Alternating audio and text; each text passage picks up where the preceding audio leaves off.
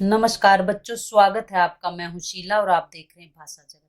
आज हम पढ़ेंगे पाठ 4 सांवले सपनों की याद। इसके लेखक हैं जाबिर हुसैन जी।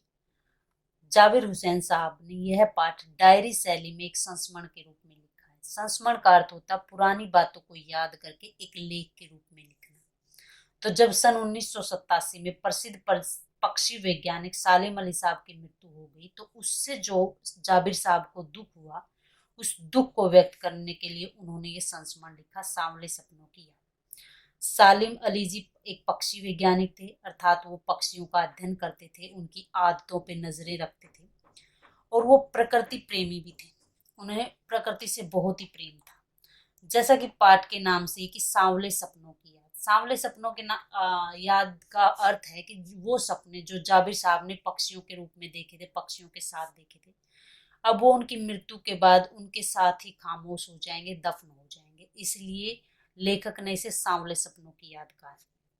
तो चलिए अब आगे बढ़ते हैं और पाठ शुरू करते हैं। सुनहरे परिंदों के खूबसूरत पंखों पर सवार सांवले सपनों का एक हुजूम मौत की खामोश वादी की तरफ अग्रसर है। कोई रोक टोक सके कहाँ संभव है। सुनहरे परिंदे अर्थात परिंदे जो हैं वो सुनहरे यानी गोल्डन कलर के हो गए, उनके खूब पंख जो खूबसूरत हो गए और उन गोल्डन कलर के खूबसूरत पंखों वाले परिंदों के जो सांवले सपने हैं, यानी जो सालिम अली साहब के सपने हैं, उनका एक हुजूम अर्थात एक ग्रुप, एक झुंड मौत की खामोश वादी की तरफ बढ़ गया है। अर्थात अब वो सारे सपने, वो सारी यादें अब मौत की तरफ काम की तरह से खामोश हो गई हैं। अब वो कभी भी नहीं वापस आ सकेंगी और ऐसा संभव हो ही नहीं सकता कि कोई उन्हें रोक टोक सके। मतलब जो चला गया है इंसान, उसकी जो सिर्फ यादें ही बच जाती, वो वापस कभी नहीं आ सकता, सब कुछ उनके साथ ही चला जाता है। तो जो ये ग्रुप है, ये झुंड है, हुजूम है, जो आगे आगे चल रहा है और सालिम अली साहब इसके आगे आगे चल रहे हैं, सबसे आगे सालिम अली साहब चल रहे हैं। अपने कंधों पर सैलानियों की तरह हैं, अपने अंतहीन सफर का बोझ उठाए। सैलानी होते हैं पर्यटक जो घूमने फिरने के लिए आते हैं। तो सालिम अली साहब अपने कंधों पर, कहा गया है कि पर्यटकों की तरह, जैसे जो घूमने फिरने वाले होते हैं वो अपने बैग वगैरह अपने साथ लेके चले, तो सामी अली जी अपने अंतहीन सफर को, यानी उनके सफर का अब कोई अंत नहीं है, वो अपने सारे बोझ अपने साथ ही उठा के लेके चले गए हैं। लेकिन यह सफर पिछले तमाम सफरों से भिन्न था। क्यों भिन्न था? क्योंकि अब वो भीड़ भाड़ की जिंदगी और तनाव के माहौल से दूर चले गए हैं, पलायन कर गए हैं, मतलब भाग गए हैं, यहाँ से चले गए हैं।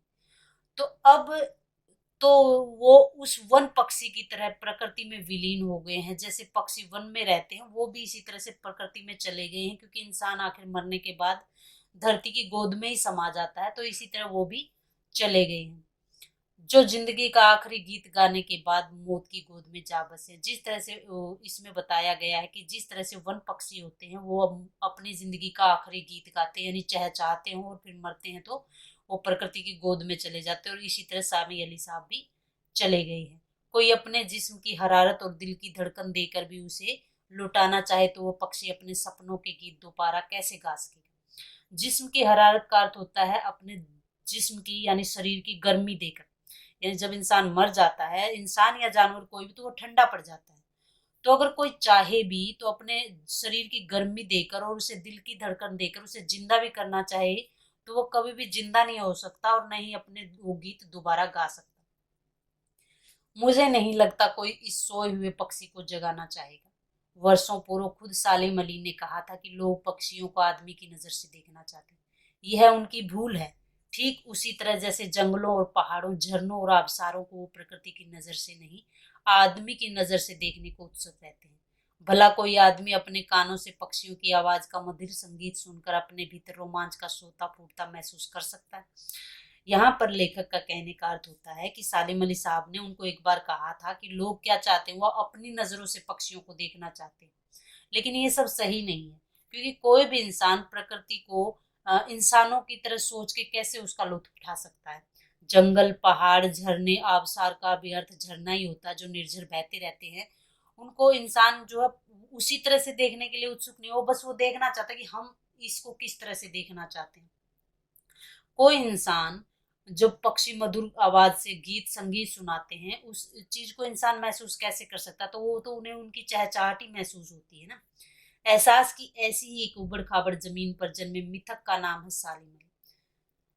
तो इसी एहसास को यानी प्रकृति को इस एहसास के साथ देखने वाले सालिम अली साहब थे। पता नहीं इतिहास में कब कृष्ण ने वृंदावन में रासलीला रची थी और 100 गोपियों को अपनी शरारतों का निशाना बनाया था। कब माखन भरे भांडे फोड़े थे और दूध छाली से अपने मुंह भरे थे।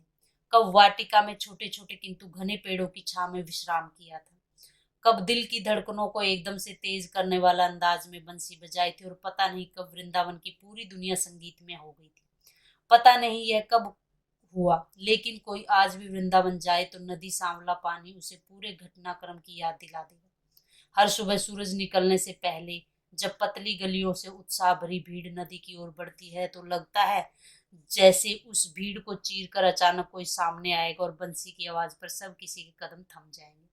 तो यहाँ पर पूरे इस पैराग्राफ में बताया गया है जो श्री कृष्ण थे उनके बारे में यहाँ पर वर्णन किया गया है कि ये लगता है जैसे वहां पर जाकर वृंदावन में जाकर कि वो जो चीजें हैं पता नहीं कब हुई थी, मतलब वो बहुत समय बीत गया, वो चीजें कब हुई थी, कब कृष्णा यहाँ पर शरारतें करते थे, माखन खाते थे या जो भी है कृष्णा करते थे, वो सब यहाँ पे बताया गया है।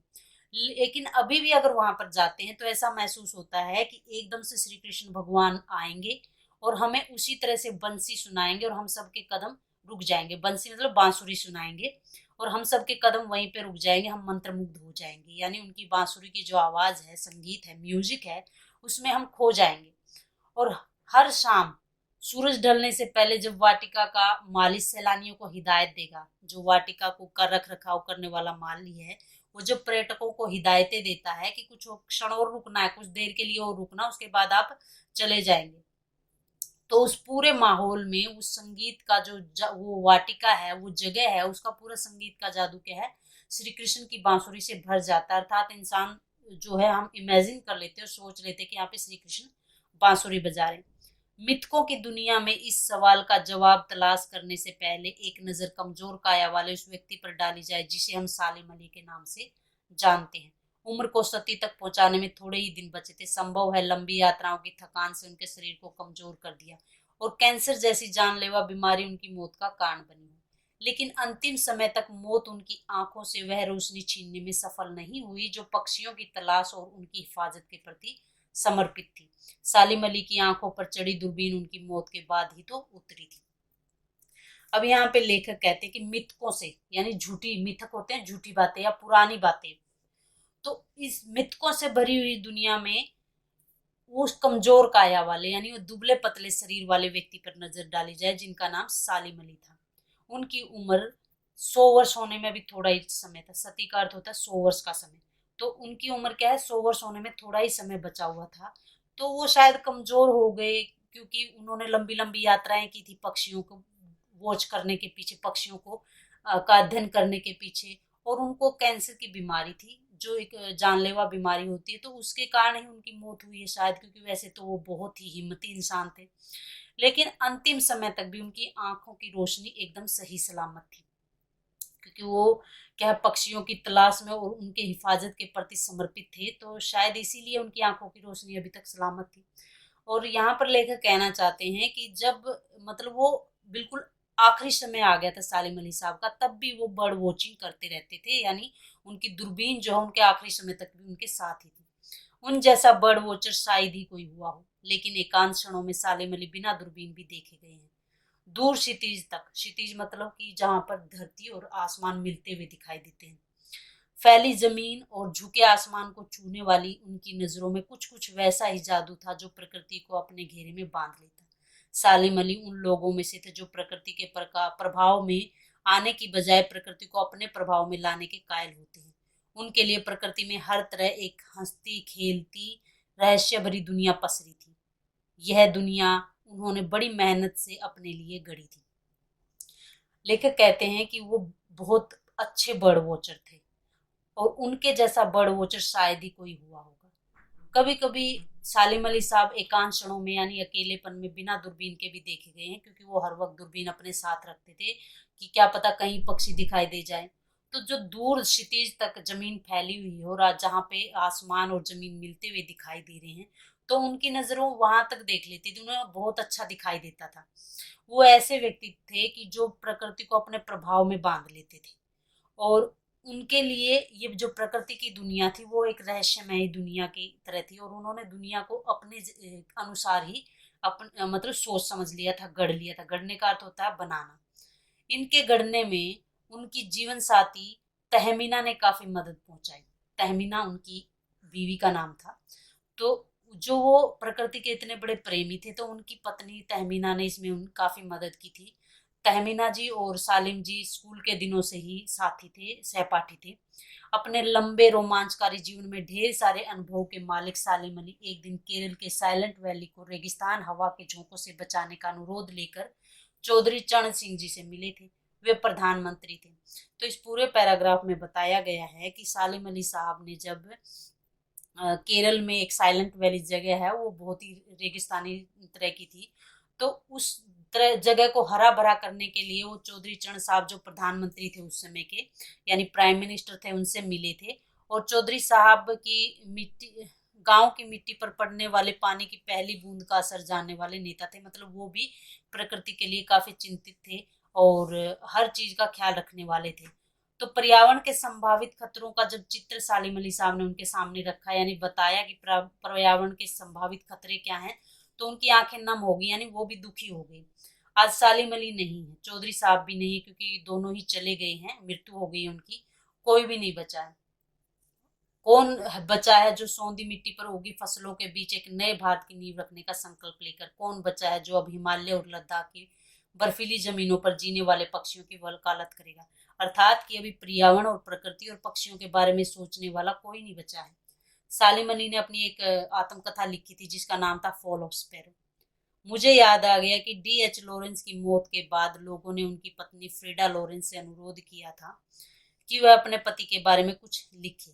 D.L.H. लॉरेंस एक प्रसिद्ध लेखक थे। तो जब उनकी मृत्यु हो गई थी तो कई लोगों ने उनकी पत्नी फ्रीडा लॉरेंस से अनुरोध किया था, बोला था कि आप अपने पति के बारे में कुछ लिखें। फ्रीडा चाहती तो ढेर सारी बातें लॉरेंस के बारे में लिख सकती थी, लेकिन उसने कहा कि मेरे लिए लॉरेंस के बारे में कुछ लिखना असंभव है। मुझे महसूस होता है मेरी छत पर बैठने वाली गोरैया लॉरेंस के बारे में ढेर सारी बातें जानती है, मुझसे भी ज्यादा। वो सचमुच इतना खुला खुला और सादा दिल आदमी था, मुमकिन है लॉरेंस मेरी रगों में, मेरी हड्डियों में समाया हो, लेकिन मेरे लिए कितना कठिन है उसके बारे में अपने अनुभव को शब्दों का जामा पहनाना।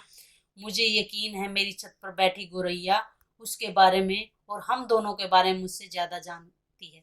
अर्थात कि जो लॉरेंस साहब थे वो भी एक प्रकृति प्रेमी थे, तो उनकी पत्नी को लगता था कि मुझसे ज्यादा पक्षी या ये प्रकृति है वो उनके बारे में ज्यादा जानती थी। तो उन्होंने लिखा कि मैं उनके बारे में कुछ लिख पाऊं ये मेरे लिए असंभव है। जटिल प्राणियों के लिए सालिम अली हमेशा एक पहेली बने रहे। बचपन के दिनों में उनकी एयरगन से घायल होकर गिरने वाली नीलकंठ का गोरैया सारी जिंदगी उन्हें खोज के नए नए रास्तों की तरफ ले जाती रही। जिंदगी की ऊंचाइयों में उनका विश्वास एक क्षण के लिए भी नहीं डिगा। वो लॉरेंस की तरह नैसर्गिक जिंदगी का प्रतिरूप बन गए। तो जब सालिम अली साहब बच्चे थे तो बचपन में वो एयरगन से खेल रहे थे और उनकी एयरगन से एक गोरैया पक्षी घायल हो गई थी, वो गिर गई थी। तो तभी से सालिम अली साहब ने ठान लिया था कि वो पक्षियों का अध्ययन करेंगे और उनकी सुरक्षा के लिए वो कुछ भी करेंगे। सालिम अली प्रकृति की दुनिया में एक टापू बनाने के लिए बजाय अथाह सागर बना के उभरे थे, यानी वो एक छोटी सी दुनिया बनाना चाहते थे, पर उन्होंने तो बहुत ही व्यापक काम कर दिया।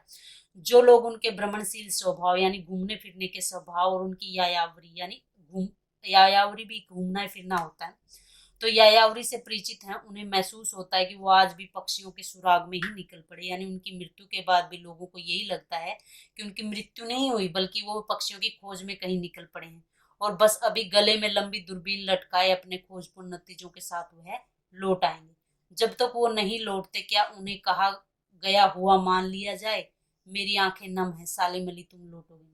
तो जाबिर अली साहब यहाँ पर थोड़े भावुक हो जाते हैं और बोलते हैं कि जब तक तुम नहीं लौटते, यानी वो भी महसूस करते हैं कि उनकी मृत्यु नहीं हुई, वो कहीं पक्षियों की खोज में निकल गए और जल्दी आ जाएंगे।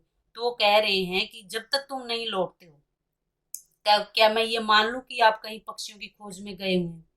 तो मेरी आंखें नम हो गई, यानी लेखक की आंखें नम हो गई कि सालिम अली तुम लौट आओगे ना।